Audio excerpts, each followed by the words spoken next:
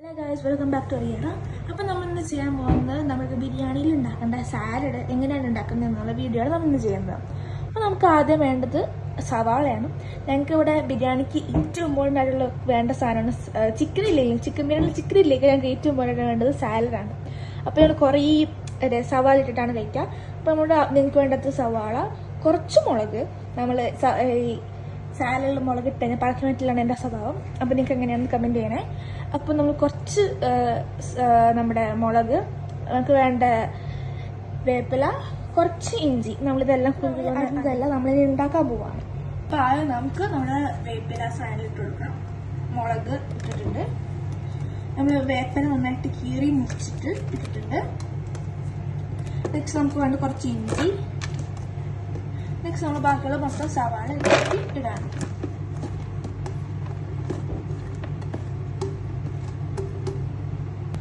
നമ്മളെല്ലാം ഇട്ട് നമുക്ക് ശരിക്കും ഇത് മിക്സ് ചെയ്യാം.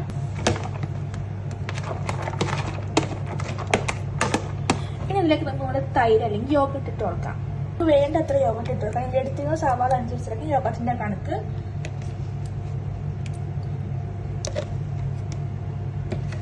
ശരിക്കും ഇത് മിക്സ് ചെയ്ത് കൊടുക്കാം.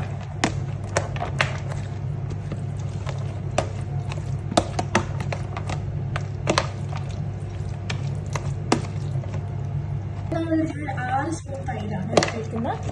ശരിക്കും മിക്സ് ആയി കൊടുക്കാം.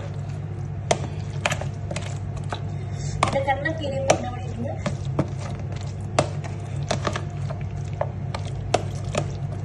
ഇത് നമുക്ക് ഇതിലേക്ക് ഉപ്പ് ചേർക്കാം. പിന്നെ ഞങ്ങൾ ഉപ്പ് അത്ര കഴിക്കാറില്ല, നമ്മൾ കുറച്ച് ഉപ്പ് എടുത്തിട്ടുള്ളൂ. നമ്മൾ കുറച്ച് ഉപ്പ് എടുത്തിട്ടുള്ളൂ. അപ്പൊ നിങ്ങൾക്ക് ആവശ്യമായിട്ടുള്ള ഉപ്പ് നിങ്ങൾ ഇടാം. ഇനി നമുക്ക് നന്നായിട്ട് മിക്സ് ചെയ്യാം.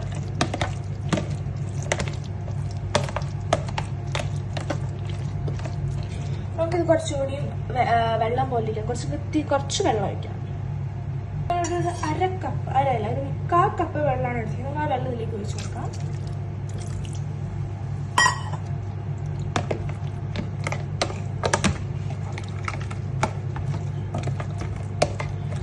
ശരിക്കും വെള്ളം നമ്മൾ യോഗട്ട് ശരിക്കും മിക്സ് ആവണം.